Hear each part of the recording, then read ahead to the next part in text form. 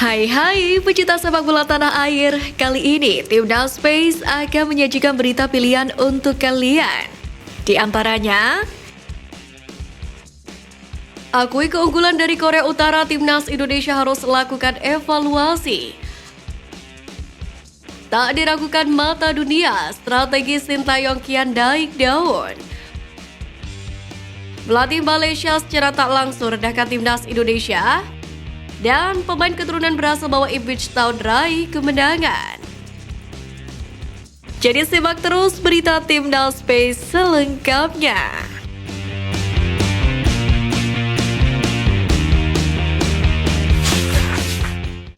Timnas Indonesia U24 arahan Indra Syafri telah menjalani laga pamungkas Asian Games dengan menghadapi Korea Utara pada hari Minggu sore kemarin.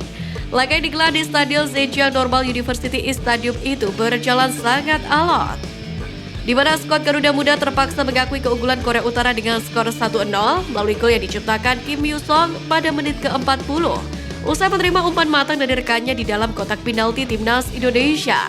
Saat itu dirinya berada di area kosong, tidak ada yang mengawalnya. Ketika itu para pemain Timnas Indonesia ingin memasang perangkap offside, namun gagal.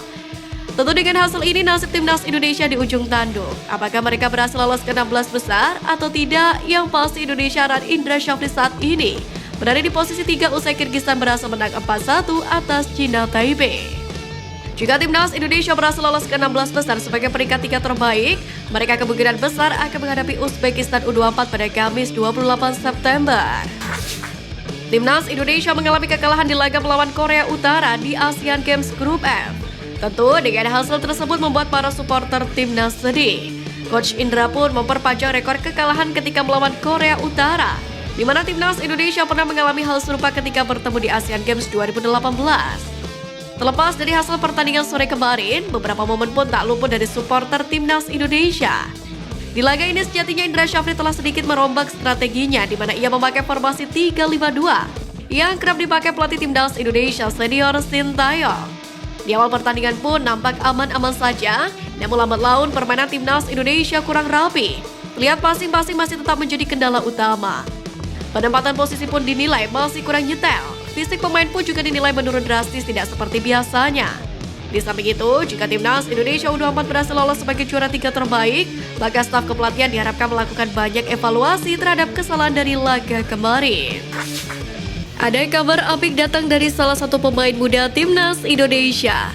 Rafa Struijk akhirnya menjalani laga bersama ADO Den Haag usai memperkuat Timnas Indonesia di kualifikasi Piala Asia U23. Pemain berusia 20 tahun ini mendapatkan menit bermain bersama klubnya ketika menghadapi Telstar pada hari Sabtu kemarin.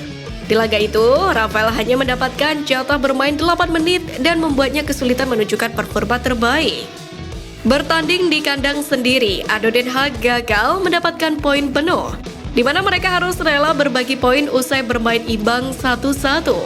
Hasil imbang dari Telstar membuat ADO Den Haag memperpanjang rekor 5 laga terakhir tanpa kekalahan dengan rincian 3 kemenangan dan 2 kali imbang. Kini klub berjuluk The Huge itu menempati posisi ke-7 klasemen sementara kasta kedua Liga Belanda 2023-2024 dengan 12 poin. Di samping itu, walaupun masih mendapatkan sedikit jam terbang bersama klub, namun tak sedikit yang menilai hal tersebut sudah cukup bagi pemain berusia 20 tahun itu. Tim yang dibela Elkan Bagot yakni Ipswich Town berhasil melanjutkan tren positifnya di divisi Championship Liga Inggris musim ini. Kini terbaru tim berjuluk The Tractor Boys itu menang secara dramatis ketika menghadapi Blackburn Rovers di lanjutan pekan ke-8 musim ini. Laga yang digelar pada malam Minggu waktu Indonesia Barat kemarin, kedua tim bermain terbuka sejak awal pertandingan hingga peluit akhir. 7 gol yang tercipta merupakan hasil dari klinisnya lini serang, tetapi juga menguak lubang menganga di lini belakang. Hingga 12 menit jelang waktu normal usai, skor 3-3 membuat pendukung kedua tim berdebar menanti menit penghabisan. Supporter Ipswich Town kemudian bersorak pada menit ke-79. Saat seorang pemain keturunan Indonesia mencetak gol kemenangan. Pemain blasteran Indonesia tersebut bukanlah Elkan Bagot, melainkan Massimo Longo. Longo sendiri memiliki garis keturunan Indonesia dari sang ibu dari Sumbawa. Pemain berusia 31 tahun itu saat ini berkeluarga negaraan Australia dan sudah memiliki 43 caps bersama Australia. Sementara itu, Elkan Bagot hingga kini masih belum melakukan debutnya di Liga 2 Inggris tersebut. Namun pemain berusia 20 tahun ini selalu menjadi pemain pilihan ketika Ipswich Town berlaga di kompetisi Piala Inggris atau bisa disebut Carabao Cup. Sebagaimana diketahui, peringkat timnas Indonesia di FIFA Matchday pada periode September ini mengalami peningkatan signifikan walaupun hanya menggelar satu laga uji coba dengan melawan Turkmenistan. Memang dengan skor 2-0, skuad Arhan Sintayong itu berhasil mengumpulkan poin sebesar 5,41 dan berhasil mendongkrak peringkat di FIFA. Di mana saat ini timnas Indonesia bertengger di peringkat 147 dunia yang sebelumnya berada di peringkat 150 dunia. Di lain sisi, rival bebuyutan timnas Indonesia yakni Malaysia selanjutnya juga mengalami peningkatan ranking FIFA, di mana mereka kini menduduki peringkat 134 dunia setelah pada 20 Juli lalu di posisi 136.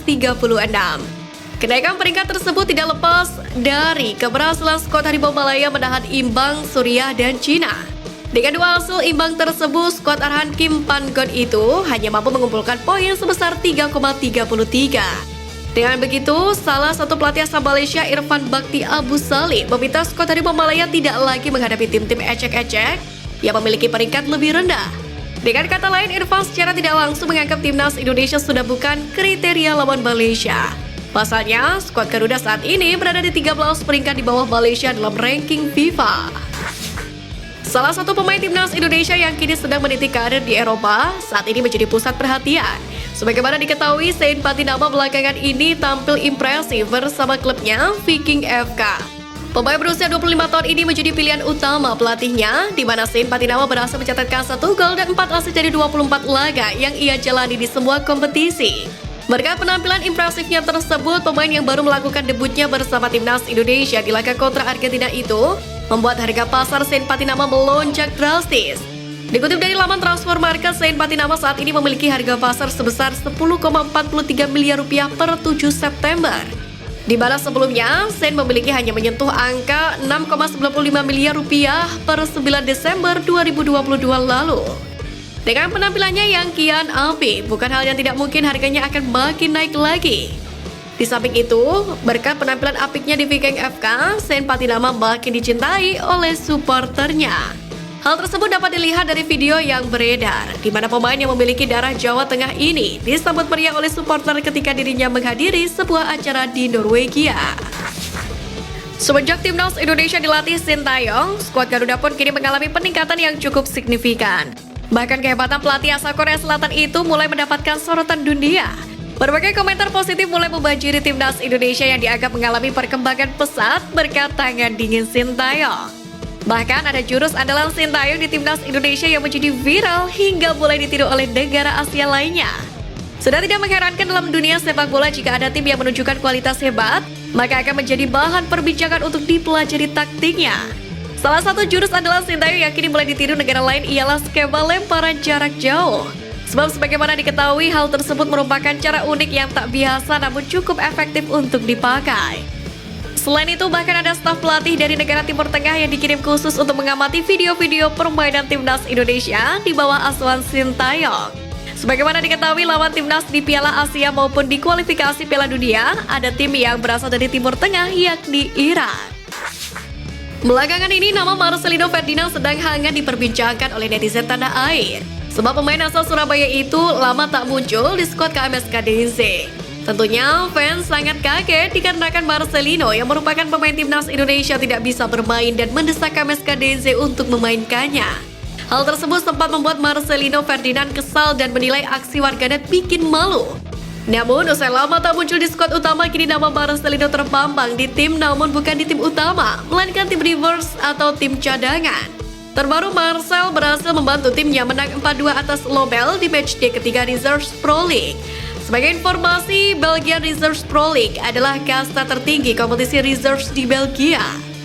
Sehingga meskipun belum mendapatkan cukup banyak menit bermain dalam skuad inti, bermain di Belgian Reserves Pro League tentu akan menambah pengalaman dan mengasah skill Marcelino Ferdinand. Hal ini sekaligus menjawab kegaduhan netizen yang menghujani akun media sosial dari KMSK DZ.